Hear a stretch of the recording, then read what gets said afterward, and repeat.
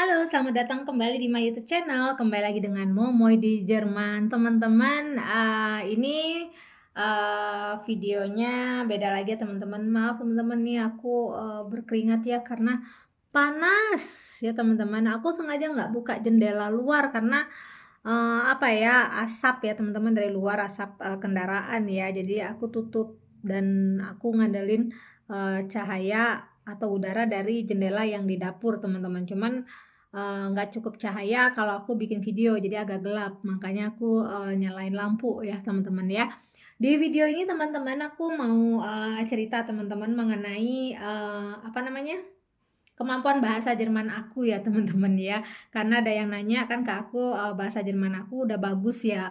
Sebenarnya enggak ya teman-teman, bahasa Jerman aku masih jelek ya.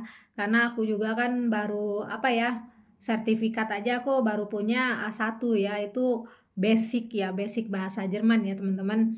Jadi kalau untuk secara speaking aku masih jelek banget teman-teman, masih apa ya, kalau bicara sama yang muda ya teman-teman, mungkin mereka akan lebih paham ya apa maksudnya kita ya.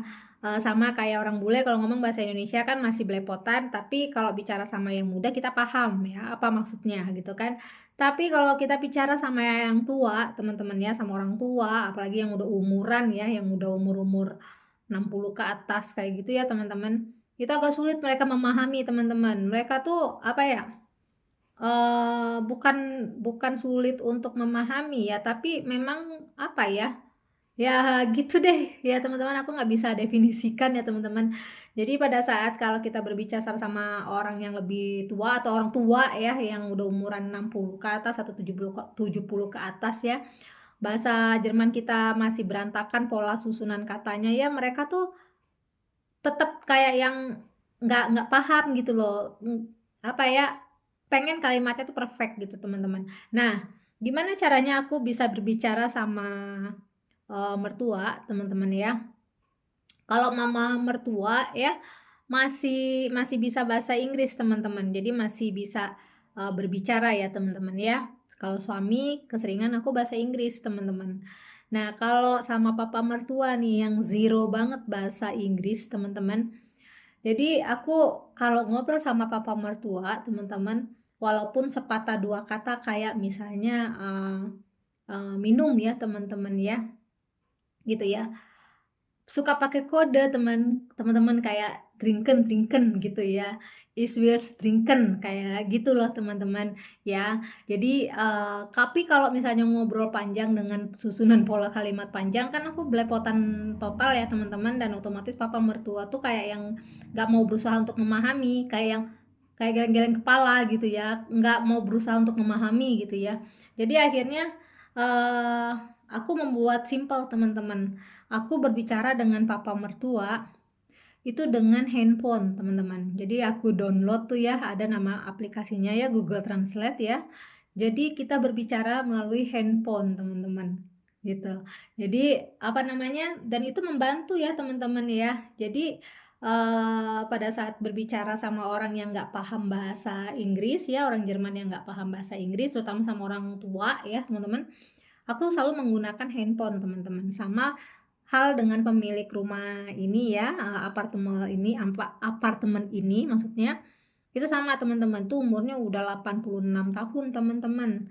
Jadi, eee, banget banget apa, kita tuh sebisa mungkin ya walaupun belepotan, tapi berupaya gitu ya untuk membuat dia tuh bisa paham apa yang kita maksud gitu loh teman-teman, berupaya keras gitu teman-teman.